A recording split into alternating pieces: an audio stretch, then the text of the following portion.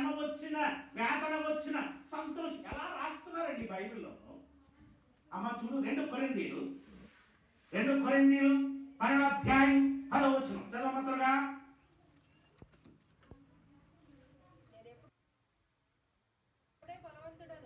నేను ఎప్పుడు బలహీనుడను, అప్పుడే బలవంతుడు. కారణం ఏంటి? మీరు గమనించారా? కారణం ఏంటో? నేను ఎప్పుడు బలహీనుడను, అప్పుడే బలవంతుడు అంటే కారణం ఏమిటి చెప్పండి అన్న. చెప్తారు, నేను ఎప్పుడు బలహీనుడను అప్పుడే బలవంతుడు అంటే బలవంతుడైన దేవుడు నా బలహీనతలతో నాతో ఉన్నాడు. హల్లెలూయా. చదవమ్మా కింద చదువు. కనుక క్రీస్తు నిమిత్తము ఇబ్బందులలోను, నిందలలోను, హింసలలోను, ఉపద్రవములలోను నేను సంతోషించుతున్నాను. ఎంతమంది మాట చెప్పగలరు? సుజాత, నువ్వే మాట చెప్పగలవా?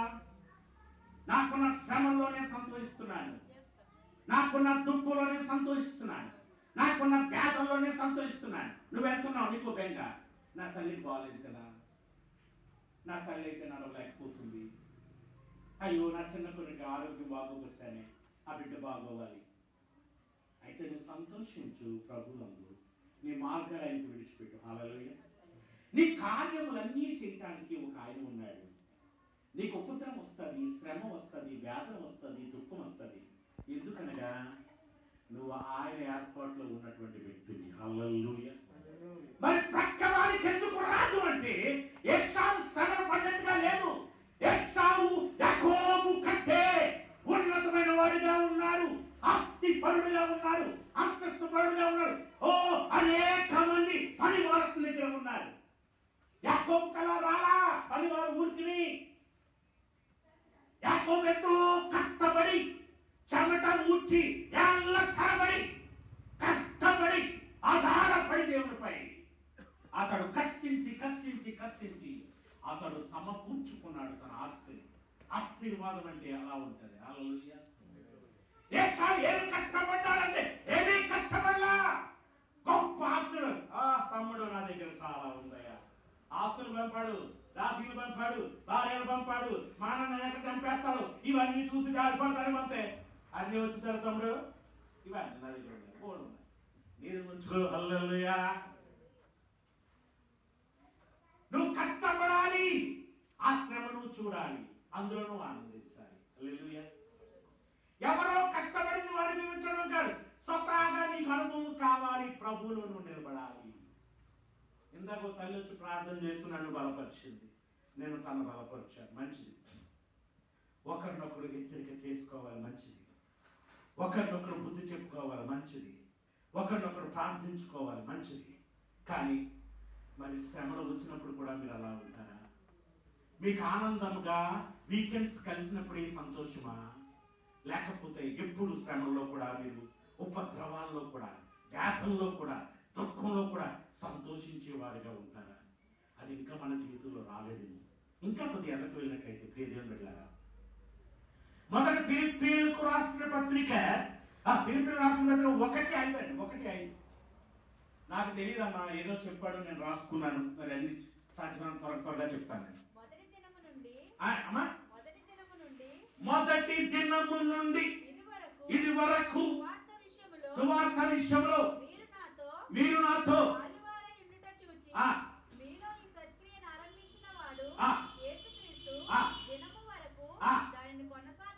అదమ్మా మీకు ఇచ్చే హెచ్చరిక.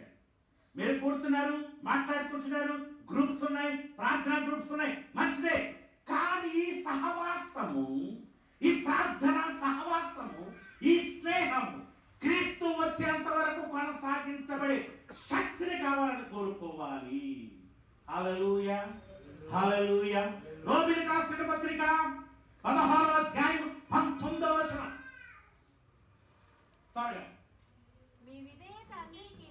మీ విధేయత అందరికీ ప్రాచుర్యమైనది కనుక మిమ్మును గూర్చి చాలు. అమ్మా, మీరు క్రైస్తవులని తెలుస్తుంది అందరికీ, కానీ మిమ్మల్ని బట్టి చుట్టుపక్కల వాళ్ళు సంతోషించేటట్టుగా ఉండాలి. నువ్వు క్రైస్తవుడు అయిపోవడం వల్ల నీకు నువ్వు సంతోషపడటం కాదు, నువ్వు క్రైస్తవుడు అని ఇతరులు సంతోషపడేటట్టుగా ఉండాలి. నీ గురించి, సుజాత గురించి నేను ప్రార్థిస్తే నేను సంతోషించి ప్రార్థించేటట్టుగా ఉండాలి. హల్లెలూయా. నేను సుజాత గురించి ప్రార్థిస్తున్నప్పుడు దుఃఖపడేవాడిగా ఉండకూడదు. ఆమె గురించి నేను ప్రార్థిస్తున్నప్పుడు సంతోషంతో ప్రార్థించేవాడిగా ఉండాలి. నేను అలా ఉండాలి అంటే సుజాత తన మార్గములను దేవునికి అప్పచెప్పాలి. హల్లెలూయా. మీ మార్గములు దేవునికి అప్పచెప్పకుండా మీ హృదయ వాంఛలైన తీర్చడు. తీరుతున్నాయండి? తీరుతున్నాయా? తీర్చేవాడు ఇంకొకరున్నాడు, మన స్నేహితుడు. వాడెవడు? సాతాను. వాడు తీరుస్తాడు. ఒకవేళ వాడు తీర్చాడు ఇంకొక ఆయన చర్చికి వెళ్ళాడు, దేవుడు నన్ను ఎంతో ఆశీర్వదించాడు, నాకు 2 కాళ్ళు ఇచ్చాడు అన్నాడు. మళ్ళీ రాత్రి ఇంకొక రాలేదు.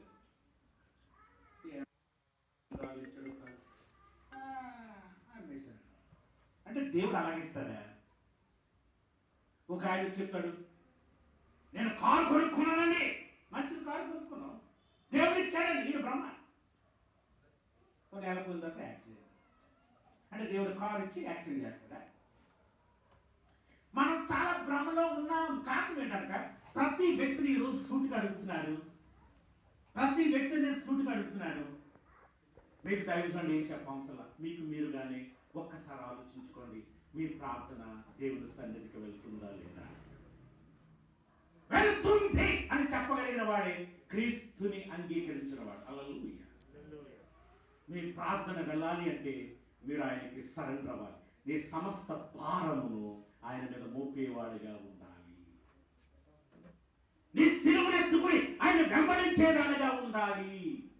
సిలువంటే మరణం, సిలువంటే శాపం, సిలువంటే బాధ. కానీ నీ సిలువనెత్తుకుని ఆయనతో నువ్వు ప్రయాణం చేస్తే నీ సిలువ తేలికైపోతుంది, నీ భారము తేలికైపోతుంది. నీకు విశ్రాంతిని, నెమ్మదిని ఆయన కలిగించడానికి ఇష్టపడుతున్నాడు. హల్లెలూయా. ప్రియ దేవుని బిడ్డ, నువ్వు ఒకవేళ ఆయన ఏర్పాటులో కనుక ఉన్నట్లయితే నిరీక్షణ కలిగిందానిగా ఉంటారు. అంటే యోబు అంటాడు కదా, యోబు ఒకటి వచ్చి చెప్పాడు, అయ్యా నీ కొడుకులు చనిపోయారు. అయ్యా నీ కూతురు చనిపోయారు. ఆ కూతురు, అయ్యా నీ పరివారం అయ్యా నీ గొర్రెలు, అయ్యా నీ మేకలు, అయ్యా. ఏంటండి అసలు ఇలా జరుగుతుందా? ఇలా కూడా జరుగుతుందా అంటే జరిగింది. చనిపోయాడు, నా చిన్న పిల్లడు చనిపోయాడు. కొన్ని చోట్లకు వెళ్తే ఏడుపు ఎలా ఉంటాయంటే ఎంత అంతగాడు తాను చచ్చిపోయాడు.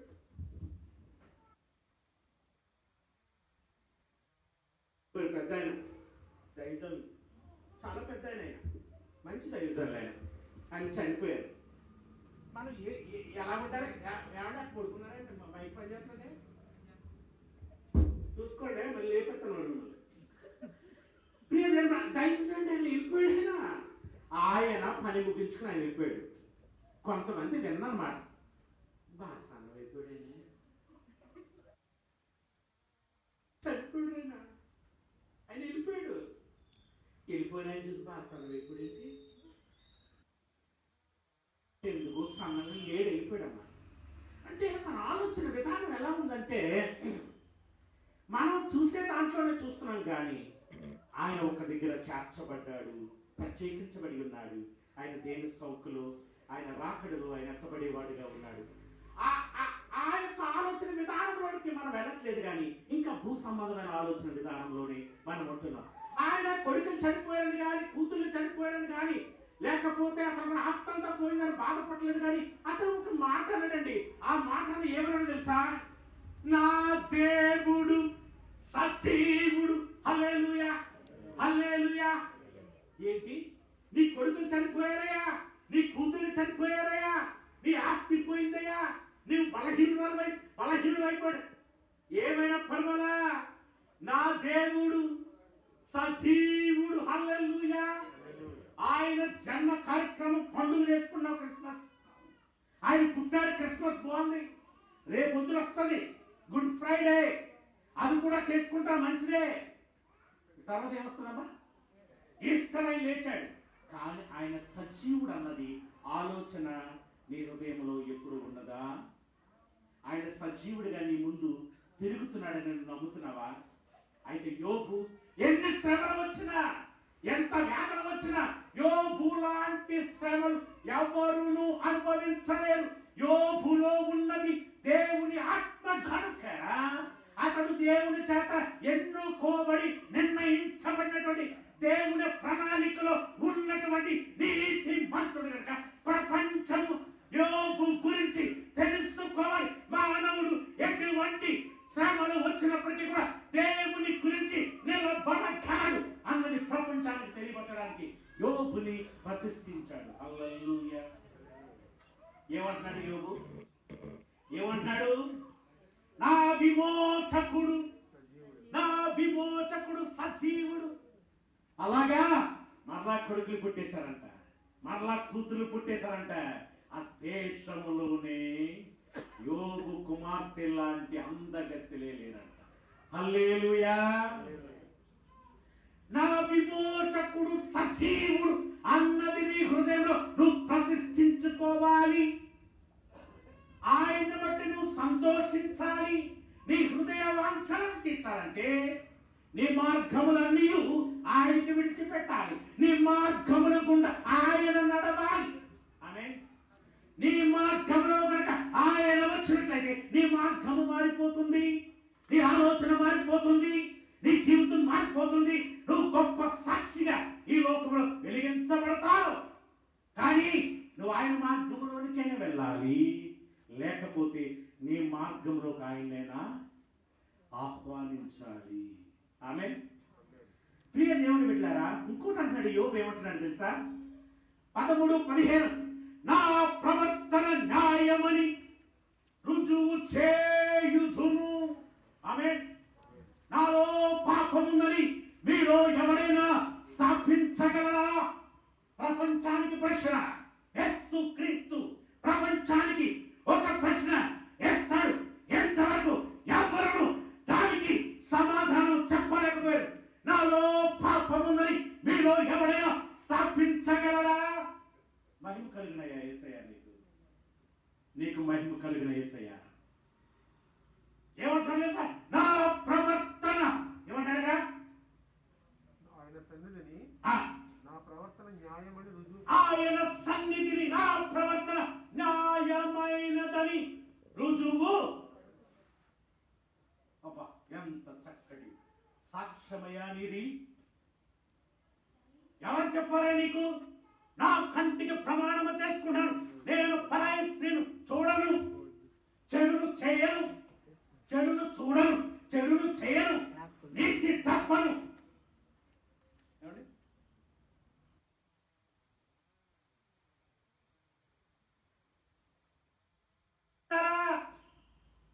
యోబుని ఎందుకు చూపిస్తున్నాడో తెలుసా?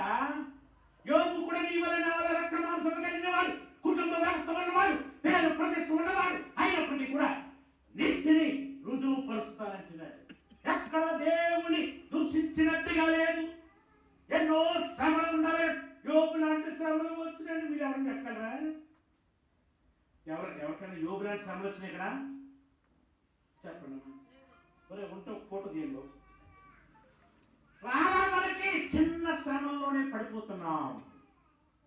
ఆయన ఇన్ని శ్రమలు వచ్చినా, శరీరం కుళ్ళిపోతున్నా, భార్య దూషిస్తున్నా అంటాడు కదా. ఎలా మాట్లాడుతున్నాడు? 13:15 నా ప్రవర్తన న్యాయమని రుజువు పరుతును. హల్లెలూయా. ఇంకొక అన్నాడు, క్రైస్తవ సంఘాన్ని హింసించడానికి బయలుదేరిన వ్యక్తి దేవుని దర్శనము పొందిన తన మార్పు చెందిన తర్వాత అతను ఇచ్చే సాక్ష్యం ఏంటో తెలుసా? నేను క్రీస్తు పోలి నడుస్తున్నాడు, మీరు నన్ను పోలి నడవండి. ఆమేన్. మీ పాస్టర్ చెప్తారు ఈ మాట. ఏమండి? పాస్టర్ పంపాలి కదా. చెప్తున్నాను, పొల్లే చెప్పగలనా? చెప్పగలిగే వారిగా ఉండాలి. నేను క్రీస్తు పోలి నడుస్తున్నాను. క్రైస్తవులు అంటే నాకు ఎలా ఉండాలి చెప్పగలరా? చెప్పే విధానం కావాలి. కానీ అపోస్తలుడు పౌలు ఏమన్నాడు తెలుసా? చక్కటి మాట అన్నాడు, తీయవసలా నేను క్రీస్తును పోలు నడుస్తున్నాడు, మీరు నన్ను పోలండి, కానీ నా మనసు కలిగి ఉండండి అని చెప్పలేదు. క్రీస్తు యేసుకు కలిగిన మనస్సును కలిగి ఉండుడి. ఆమేన్. చెప్పండి.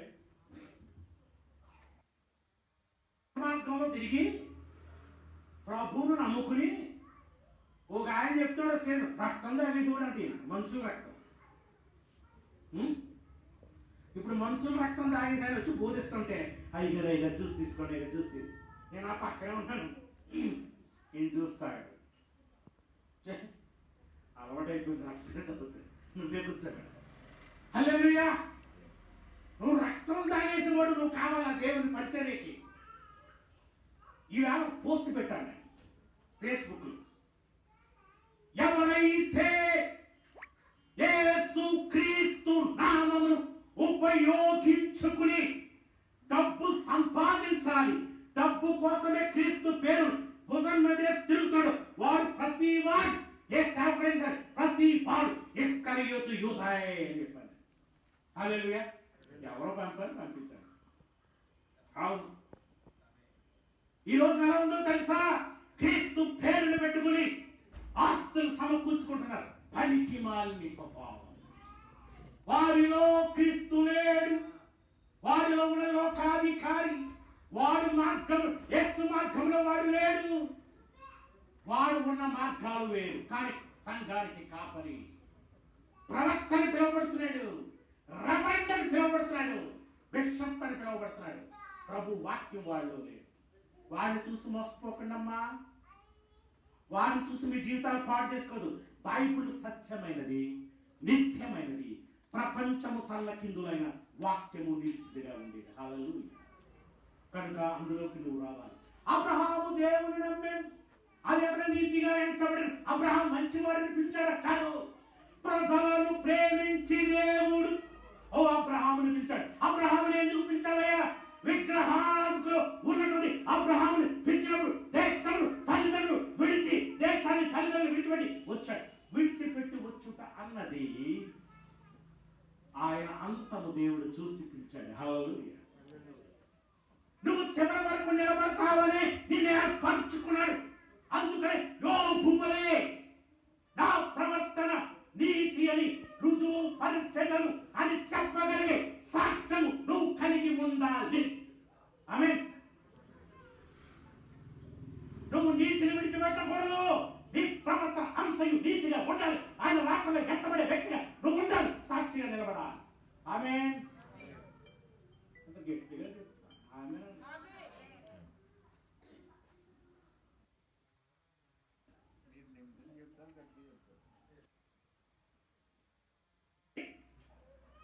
మనం పోల్చుకోవాలి, మనం తెలుసుకోవాలి, జాగ్రత్త కలిగి ఉండాలి.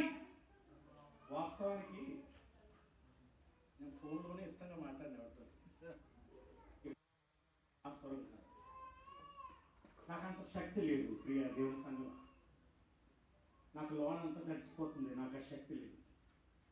నేను వెంటనే కాసేపటి వరకు నేను శ్రాద్ధ తీర్చుకోవాలి, కానీ మాట్లాడేది నేను కాదు.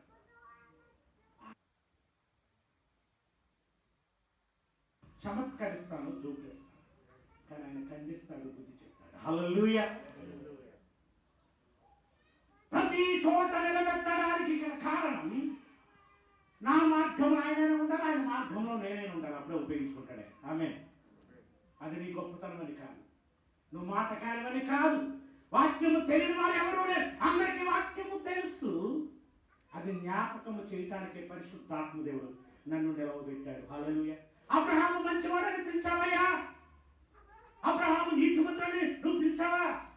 లోపడుట అబ్రహాము విగ్రహముల దగ్గర ఉన్నప్పటికీ కూడా, అతడు దేవునికి అనుకూలమైన ప్రాంతంలో లేనప్పటికీ కూడా ఆలోచన విధానం దేవుడు చూస్తున్నాడు. పెండలుగా ఉన్నప్పుడు అబ్రహామును చూశాడు, పిలిచాడు. దేవుడు ఉన్నాడు, నమ్మడదు, నీతిగా ఎంచబడ్డదు. ఆమేన్. నీతిగా ఎంచబడితే ఎలా ఉంటాడు తెలుసా? ఇప్పుడు అయ్యగారు చెప్పినట్టుగా సహనం వచ్చేస్తుంది, ఓర్పు వచ్చేస్తుంది, దీర్ఘశాంతం వచ్చేస్తుంది. సంతానము గురించి 25 సంవత్సరాలు కలిగి దేవుని స్నేహితుడు అబ్రహాము. హల్లెలూయా. 25 సంవత్సరాలు ఆగుట ఎంత కష్టమో తెలుసా? 24 గంటలు మనం ఆగలేవండి. అవును నా బిడ్డ అబ్రాహామురా, అబ్రహాము స్థలాన్ని విడిచిపెట్టు రా, నేను ఉన్నాను. నా స్వరమును వింటున్నాడు, వస్తున్నాడు. ఆ లోబడుట మనలో ఉండాలి. అప్పుడే ఆయన ఏర్పాట్లో మనం వస్తాం. అయితే ఎలాగండి? మోసగాడు అని పేరే ఉంది. మన పిండమగ ఉన్నప్పుడు మోసగాడు మన పేరు. మన తల్లిదండ్రులు మోసం చేసే స్వభావం ఉంది. మనం మోసగాడు, కానీ మోసగాడిని కూడా ఆయన మార్చుకుంటాడండి. హల్లెలూయా. మోసగాడిని కూడా ఆశీర్వాదకరమైన ఇశ్రాయేలుగా మార్చినాడు. హల్లెలూయా. యాకోబు మోసగాడు ఇశ్రాయేలుగా మారిపోయాడు. దేవుడికి తెలుసు. సుజాత, ఎన్ని కష్టములు నష్టములు కలిగినను నువ్వు నీతిని ఆయనకు రుజువు పరచడానికి ఏ దేశంలో ఉన్నా నువ్వు నిలబడతావని ఏర్పాటు నీ పట్ల ఉన్నది. హల్లెలూయా. అమ్మ చెప్పింది, ఎక్కడికి వెళ్ళిన కీర్తన పాడు, సంతోషము కలిగిన వాడు కీర్తనల పాడుడి. ఆమె ఎవరు చెప్తున్నారు? నేను బైబిల్.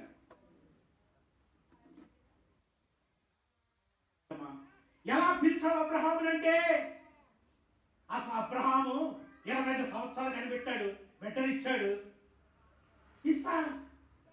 ఇస్సాక్ అనగా నవ్వు. వారి జీవితంలో నవ్వు లేదు. ఎవరమై ఇప్పమ్మా అలాగే థ్యాంక్ యూ. అలా నేను అనుకుంటాను, మనసులో నీళ్ళు అడుగుదాం అనిపించాను.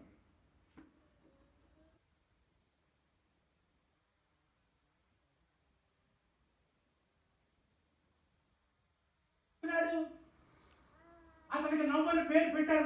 నవ్వు. సారాకు నవ్వు లేదు, అబ్రహాంకు నవ్వు లేదు, ఎప్పుడు దిగులే. సారాతో కూర్చునేవాడు నవ్వు ఉండేది కాదు, ఇలా దిగులుగా ఉండేవాడు. పేరు పెట్టాలి. ఏం పేరు పెట్టాలండి? ఇస్సాక్. నవ్వు. ఆడుకుంటున్నాడు, బట్టలు వేస్తున్నాడు. వయసు పెద్దది, ఇద్దరిదే పెద్దదే. అదొక పాట, తర్వాత ఎప్పుడైనా మనం చెప్పుకుందాం.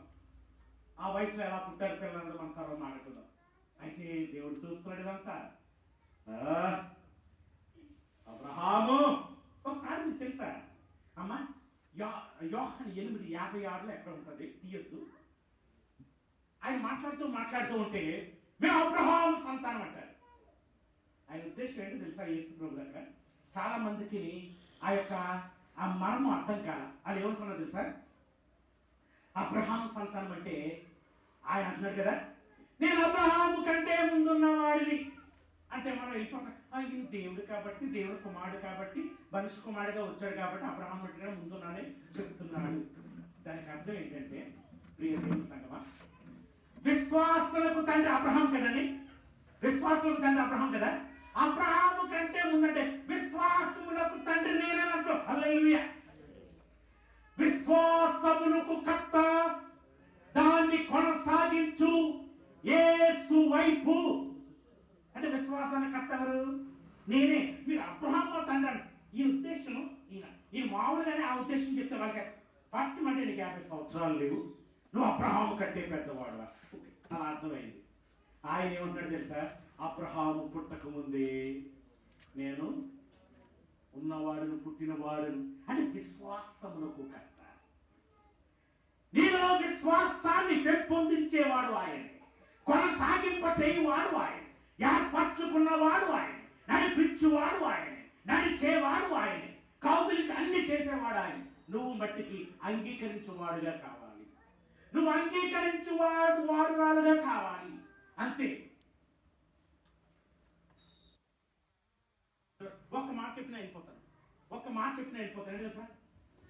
అక్కడ చాలా మంది సైన్యం ఉన్నారు, కానీ ఆ యొక్క గొలియాతో యుద్ధం చేసేవాడు అక్కడ కావాలి. వాడు చిన్నవాడా, పెద్దవాడా, వీరుడా కావాలి. దేవుడు పని చేసేవాడు కావాలి. నేను అక్కడ వాక్యం చదివితే ఎలా ఉంటుందంటే, అక్కడ నుండి వాడు కుక్కను అనుకుంటున్నావు అని అడుగుతాడు. ఒరే, నిన్ను గద్దలకి వేస్తానరా, దానికి వేస్తానరా, వస్తాడు కచ్చిపట్టు. ఏ గులకరాళ్ళు 5 నేర్చుకుంటాడు. ఒకసారి క్రిస్మస్ చెప్పాను పాఠం, మీకు గుర్తు చేయలేదు. ఇలా తీసుకుని ఇలా వేస్తుంటే విషయం ఏంటంటే, ఇలా పుట్టిన వెంటనే ఇలా పడాలి కదా. ఎలా పడాలి, కానీ వాడు ఇలా పడ్డాడు. కారణం ఏంటంటే నువ్వు ఆ యొక్క రాడుని విసిరేంత వరకే నీ కార్యం, కానీ వెనకాలుడి దేవుని కొట్టాడు వాడు. హల్లెలూయా, హల్లెలూయా. ప్రియ దేవుని సంగమా, అబ్రహాము ఆడుకుంటాడు పిల్లలతో, బాగుంది. ఒక్కసారి ప్రపంచానికి తెలియాలి అబ్రహాము దేవుణ్ణి ఎంత ప్రేమిస్తున్నాడు. అబ్రహమా, నువ్వు ప్రేమిస్తున్నావు నీ కొడుకుని నాకు బలిగా ఇయ్యంటాడు.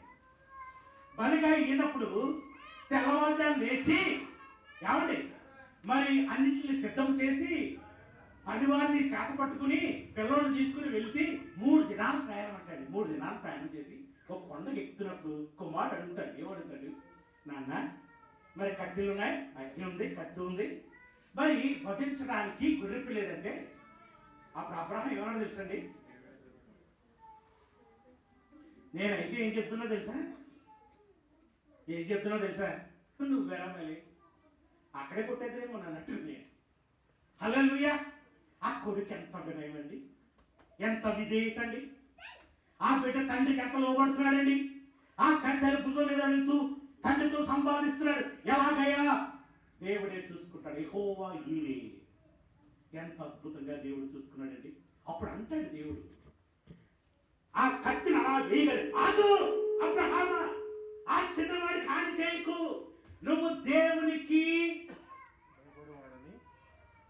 భయపడువాడు అని ఇందు మూలముగా అలా ఉండాలి భక్త. నువ్వు ప్రేమించేది కూడా బలర్పించేటట్టుగా ఉండాలి. దేవుని కంటే ప్రాముఖ్యమైనది నీ జీవితంలో ఏమీ లేదు. దేవుడే నీకు ప్రధానం, దేవుడే సమస్తము నీకు. అన్ని కార్యములలో నీతో ఉండి నిన్ను నడిపించి నీ హృదయ వాంఛను తీర్చి నీ కార్యములని సఫలపరచువాడు ఒక్కడే. నువ్వు తల్లిదండ్రుల మీద ప్రేమ చూపించు, బిడ్డల మీద ప్రేమ చూపించు, భార్య భర్తల మీద ప్రేమ చూపించు, కానీ సమయం వచ్చినప్పుడు దేవుని కంటే ఎవ్వరు ఎక్కువ కాదు అన్నది ఈ రాత్రి వేళ మీరు తెలుసుకోవాలని దేవుడు మీతో మాట్లాడుతున్నాడు. హల్లెలూయా. సమయం చెప్పండి, ముగించడా? మంచిది, తర్వాత మనం మాట్లాడుకుందాం.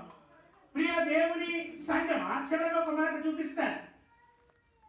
చివరిగా ఒక మాట చూడండి, కీర్తన 34:11.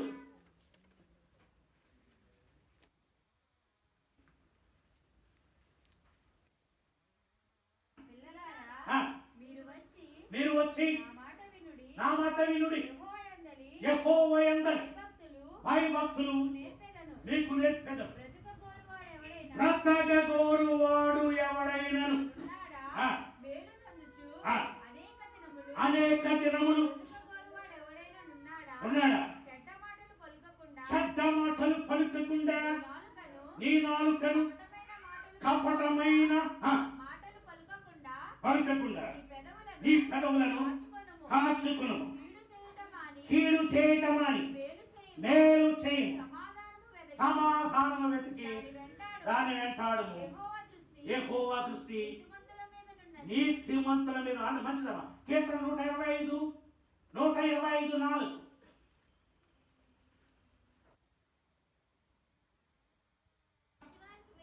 మంచి వారికి మేలు చేయును, యథార్థ హృదయులకు మేలు చేయి. మన హృదయం మనము జాగ్రత్తగా కాపాడుకోవాలి. మంచి కలిగి ఉండాలి, మంచి చేయాలి, చెడును విడిచిపెట్టాలి. మన మార్గంలో ఆయనకు సమర్పించాలి, ఆయన మార్గంలో మనం నడవాలి. అలాంటప్పుడు నీకు మేలు కలుగుతుంది, నీ కుటుంబానికి మేలు కలుగుతుంది, నీకు మంచి జరుగుతుంది. మంచి వారికి ఏ మేలు చేయకుండా ఉండను అంటున్నాడు. నిన్ను మంచివాడుగా చూడాలని అనుకుంటున్నాడు. నువ్వు మంచివాడుగా ఉండగలవా? మంచి అన్నది దేవుని దగ్గర నుండే ఉంది. ఆయన మంచివాడు గనక మనల్ని ప్రేమించాడు. మన స్థానంలో ఆయన వచ్చి మంచివాడుగా ఉన్న ఆయన, ఏ పాపం ఎదిగినటువంటి ఆయన, ఎటువంటి దోషం లేనటువంటి ఆయన ఒక దోషిగా నిలబడి ఆయన చనిపోయాడమ్మా. ఒక్కసారి నువ్వు తెలుసుకో, ఆయన ఎంత మంచివాడు. ఆయన మరణం అంటే ఘోరము. మరణించి సమాధి చేయబడ్డాడు, తిరిగి లేచున్నాడు. ఆయన మృత్యుంజయుడై ఉన్నాడు, ఆయన సజీవుడిగా ఉన్నాడు. యోబు అన్నట్టుగానే నా విమోచకుడు సజీవుడు, నా విమోచకుడు సజీవుడు, నా యేసయ్య సజీవుడు. నేను వెళ్తున్న ప్రతి త్రోవలోనూ నా యేసయ్య నాతో ఉంటున్నాడు. యేసయ్య బెహ్రెన్లో నీతో ఉంటాడు. యేసయ్య నీ కుటుంబం చుట్టాడు. యేసయ్య నీ కుటుంబం, నీ బిడ్డల చుట్టూ ఉంటాడు. యేసయ్య నీ సంఘము చుట్టూ ఉంటాడు. యేసయ్య నీ ఆలోచనల చుట్టూ ఉంటాడు. అయితే ఆయన మంచి కోరుతున్నాడు, మంచి చేయమంటున్నాడు, మేలు చేయమంటున్నాడు, నీతి చేయమంటున్నాడు. అందుకే మీరు ఇంటికి ఇలా చదువుకోండి, సమయం లేదు. ఆయన కొండ మీద నోరు తెరచి మత్తయి 5వ అధ్యాయం 1 నుండి 12 వరకు చూసినట్లయితే ఆయన అన్ని చెప్తా ఉంటాడు. ఆకలి దప్పుల గురించి, శ్రమల గురించి, దీనత్వము గురించి, ఎటువంటి పరిస్థితులు మీరు కలిగి ఉంటారు, వాటన్నిటికీ బహుమానం ఉన్నది అని చెప్తున్నాడు. అది ఒక్కటి చదివి నేను వాక్యం ముగిస్తాను. మత్తయి సువార్త 5వ అధ్యాయము 1 నుండి చదవమ్మా. ఆయన చూచి కొండ ఎక్కి ఆయన శిష్యులు ఆయన యొద్దకు వచ్చి అప్పుడు ఆయన నోరు తెరిచి ఇలాగు బోధింపసాగాడు. ఆత్మ విషయంలో ధీరులైన వారు ధన్యులు, పరలోక రాజ్యం నీకు కావాలా? ఆత్మ విషయంలో దీనత్వం అంటారు. ఆత్మ, ఎటువంటి ఆత్మను నువ్వు కలిగి ఉన్నావు? దురాత్మను కలిగి ఉన్నావా? పరిశుద్ధ ఆత్మను కలిగి ఉన్నావు? రెండోదా, దుఃఖపడి వారు ధన్యులు. అవును, ఈ లోకంలో నువ్వు వేరు చేయబడ్డావు. ఈ లోక సంబంధివి నువ్వు కాదు, నువ్వు పర సంబంధివి, నువ్వు క్రీస్తు సంబంధివి. నీ రాజ్యము వేరు, నీ ఆలోచన వేరు, నీ జీవితం వేరు. కనుక ఏముంది అక్కడ? వారు వాదార్చబడు. నీకు వాదార్పు ఇచ్చేవాడు, నెమ్మది ఇచ్చేవాడు ఆయన ఒక్కడే. నీ కుటుంబం వల్ల కానీ, నీ భర్త వల్ల కానీ, నీ భార్య వల్ల కానీ, నీ బిడ్డల వల్ల కానీ నీకు ఓదార్పు రాదు. కానీ నీ మార్గం ఆయన విడిచిపెట్టావు కాబట్టి, ఆ మార్గంలో ఆయన నిల్చున్నాడు కాబట్టి, ఆయన నిల్చున్నవాడు సజీవుడు కనుక ఆయన నిన్ను ఓదార్చుతాడు. కిందమ్మా, సాత్వికులు ధన్యులు, వారు భూలోకమును స్వతంత్రించుకుంటారు. నీతి కొరకు ఆకలి తప్పులు గలవారు ధన్యులు, వారు తృప్తి పరచబడుదు. కనికరము గలవారు ధన్యులు, వారు కనికరము పొందుదురు. హృదయ శుద్ధి గలవారు ధన్యులు, దేవుని చూసే హృదయ శుద్ధి, హృదయ శుద్ధి, హృదయ శుద్ధి. ఆయన మీతో ఉండాలంటే నీ హృదయం చాలా జాగ్రత్తగా కాపాడుకోవాలి. నీ హృదయాన్ని ఆయనకి ఇచ్చేటట్టుగా ఉండాలి. ఒక వ్యక్తి మన ఇంటికి వస్తున్నాడంటే మనం 2 రోజులుగా మన ఇల్లునంతా శుద్ధి చేసి చాలా జాగ్రత్తగా ఉంచుతాం. కారణం ఏమనగా వచ్చేవాడు చాలా ప్రముఖుడు. అయితే దేవాది దేవుడు, సర్వాధికారి, సర్వోన్నతుడు, ఆది సంభూతుడు, ఆయన నీ సృష్టికర్త. ఆయన ప్రపంచాన్ని విడిచిపెట్టి, ఆయన లోకాన్ని విడిచిపెట్టి, దేవదూత సముఖాన్ని విడిచిపెట్టి నీ హృదయంలోనికి రావడానికి ఇష్టపడుతున్నాడు. ఎందుకు ఇష్టపడుతున్నాడు తెలుసా? నీ ద్వారా గొప్ప కార్యాలు నీ చుట్టూ ఉన్న వారికి చూపించడానికి. చదువు. సమాధానపరచువారు ధన్యులు, వారు దేవుని కుమారుడు. నువ్వు దేవుని కుమారుడు, కుమార్తెవు, కుమారుడు. ఆ వాక్యం ద్వారా నువ్వు తెలుసుకోవచ్చు. ఒకవేళ నీ ప్రవర్తనలో మార్పు లేదేమో, ఈ నూతన సంవత్సరంలో దేవుని కుమారుడుగా, కుమార్తెగా ఉండాలి అంటే గనక నువ్వు ఆ వాక్యం నీ జీవితంలో నెరవేర్చబడాలి. చదవమ్మా.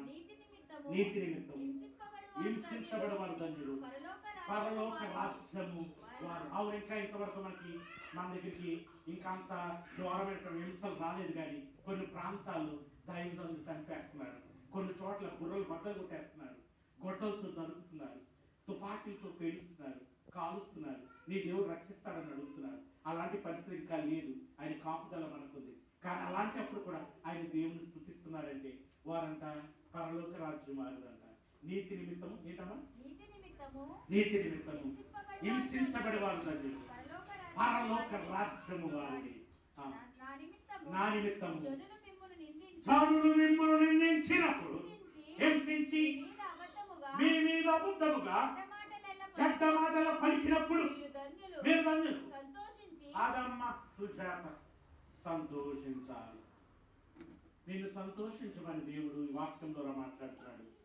ఏ శ్రమ వచ్చినా నాతో ఉన్నాడు, నా విమోచకుడు సజీవుడని ధైర్యం కలిగి. నువ్వే కాదు, ఈ చెల్లెలు అందరూ ఉండాలి, ఇక్కడ కూడి వచ్చిన వారందరూ ఉండాలి, యవనస్తులు ఉండాలి. అందరూ అనుకోవాలి, నా వెనుక ఉన్నవాడు సజీవుడు, ఆయన మహోన్నతుడు, ఆయన మార్గంలో నేను ఉంటాను, ఆయన చేర్చుకుంటానని అందరూ ప్రార్థన కోసం ప్రార్థన చేసుకుని ముగిందాం. పరిశుద్ధుడా, మహోన్నతుడా, గొప్పడు. ఇంతవరకు నాయన సంతోషించుటకు కారణము ఈ రకంగా సంతోషించాలి అన్నవి కొంతవరకు ప్రభువా మీరు చెప్పినవి అన్నీ మరి నేను చెప్పలేకపోయాను. కానీ కొన్ని మాటలు ఆయన నీ కుమార్తె సుజాత ఇంటి వద్ద ఈ కృతజ్ఞత కూడిక తన ప్రయాణం నిమిత్తం ఏర్పాటు చేసుకున్నటువంటి కూడికలు సంతోషించు అనే మాటను మా అందరికీ మీరు పరిచయం చేసిన విధానాన్ని బట్టి వందనాలు. మీరు ఇచ్చిన అన్ని చూపించకపోయినా కొన్ని మాటలు నీ బిడ్డలకు మీరు వినిపించినందుకు వందనాలు. వారి హృదయాల్లో కలింప చేయండి. ఆమె జీవితంలో గొప్ప ఆశీర్వాదములు చూసి మీపైన ఆధారపడే కుటుంబంగా ఆమె మేమందరం ఉండులాగా మీ కృపను మాకు మెండుగా ఉంచుతామని యేసు ఘనమైన నామంలో వాక్యమును ప్రకటించి ముగిస్తున్నాను పరమ తండ్రి. ఆమె దేవుడు మిమ్మల్ని దీవించును.